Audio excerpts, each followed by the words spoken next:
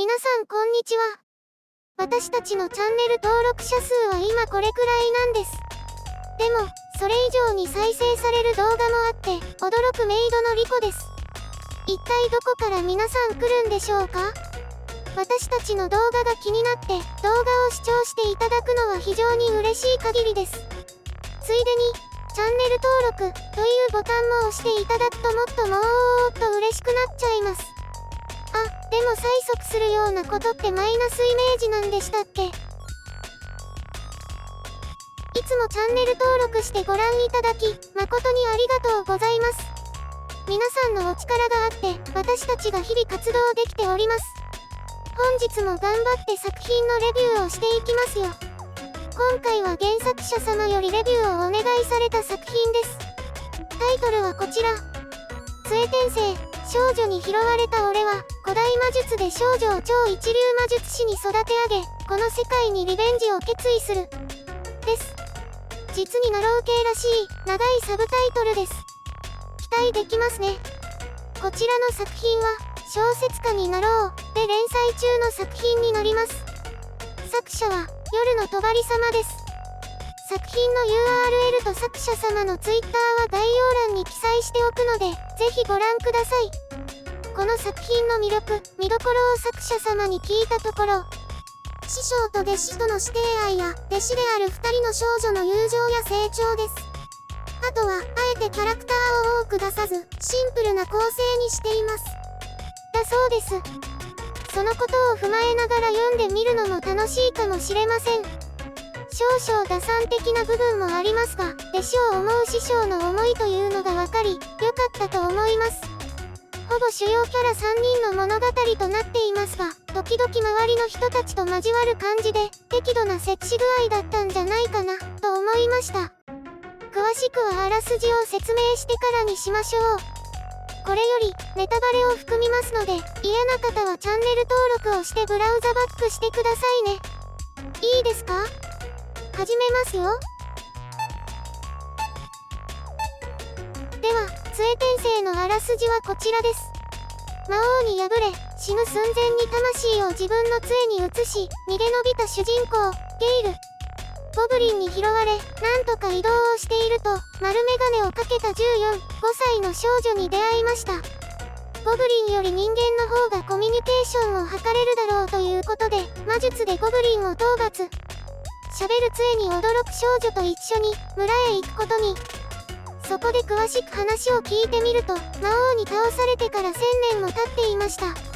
ゲイルがいた頃は、魔術はごくごくありふれた存在であったが、1000年経った今は一部の金持ちしか使えない、学べないようになってしまっていた。しかし、丸メガネの少女、リーザは独学で毎日魔力操作を練習していたおかげで、かなりの魔力を持っていました。これを聞いたゲイルは、見込みがあると思い、自分の魔力を取り戻すことや今の世界を知るとともに、リーザを一流の魔術師に育てることを決めました。これから、一人の少女と一本の杖の冒険が始まります。という導入です。その後、貴族たちが魔術を独占していることに憤るリーザが、ゲイルが過ごした時代のように、魔術を広く生活に行き渡らせたいと強く決意しだしたり、平民から金を絞り取る今の貴族社会を嫌い、家を飛び出した少女、アリシア、とも旅をすることになります。結構面白い作品だと思いました。主要キャラ3人以外にも何人か出てきましたが、物語としては少ない方なのかな？そこまで一緒にずっと行動するわけではないので、ちょうどいいのかもしれませんね。あまりに登場キャラが多すぎると、忘れ去られたりしますからね。某スライムの物語は、キャラが出すぎて、この人誰だっけ？となっちゃってますし、結構わかりやすいと思いました。そして、1000年も経っていると、ゲイルの冒険が、魔王を討伐したというおとぎ話になっているのは興味深いですね。素人ながらの考えだと、魔王自身が、ゲイルたちに倒されたということを広めさせ、裏で人間社会を操って弱体化させているんじゃないか、とか想像しちゃいますよね。ゲイル自身も、魔族が人間に働きかけて衰退させたのではないか、と言及していますし、なんたって1000年ですからね。それだけかければ日常生活に密接していると言っても徐々に減らせますよね。この先が気になる世界観です。主人公の弟子のリーザは珍しい気がしました。黒髪丸メガネの主人公なんて初めて見ましたね。新鮮味がありました。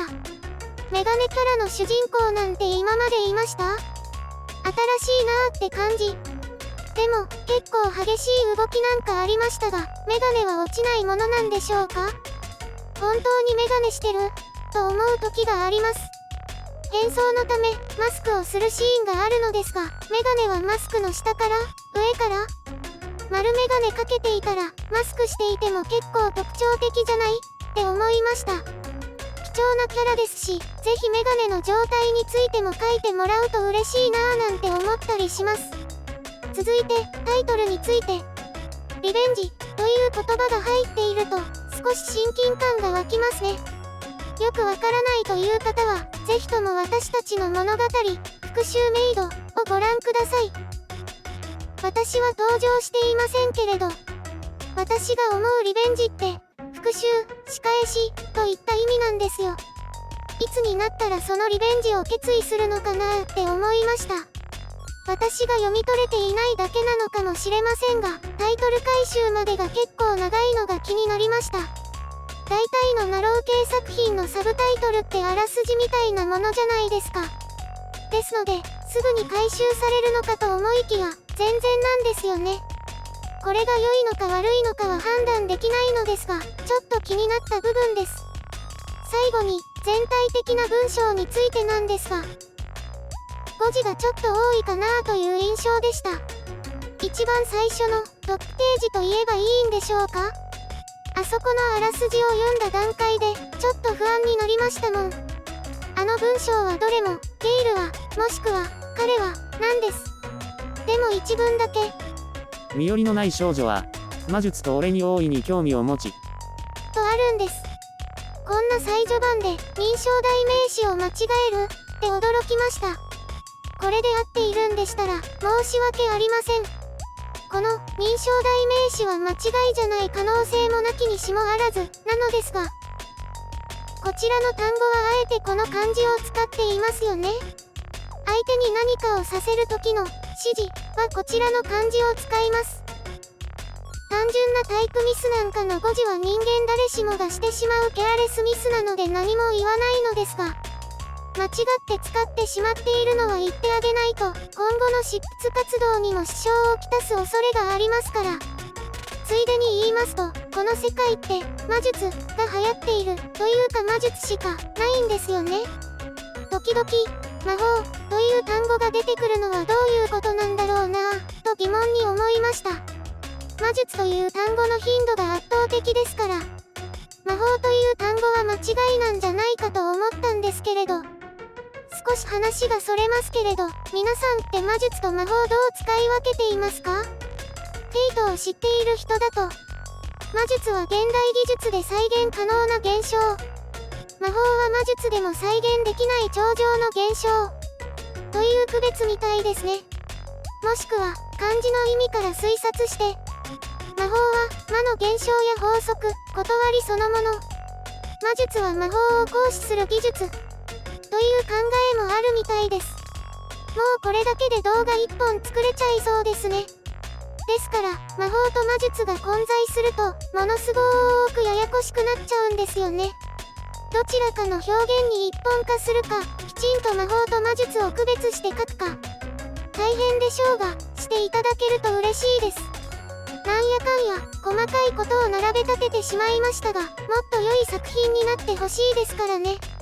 物語自体はこのままでいいんじゃないかと思います。結構楽しく読めましたから、この先も気になる作品ですので、ぜひとも最後まで読みたいです。今回のレビューはいかがだったでしょうか？このような感じで私が思ったことをありのままにレビューしていきます。このような私にレビューしてほしい作品がありましたら、コメント欄か Twitter でご連絡ください。気に入っていただけましたらコメント、高評価、チャンネル登録をよろしくお願いします。また次回、レビューしたい作品がありましたら、お会いいたしましょう。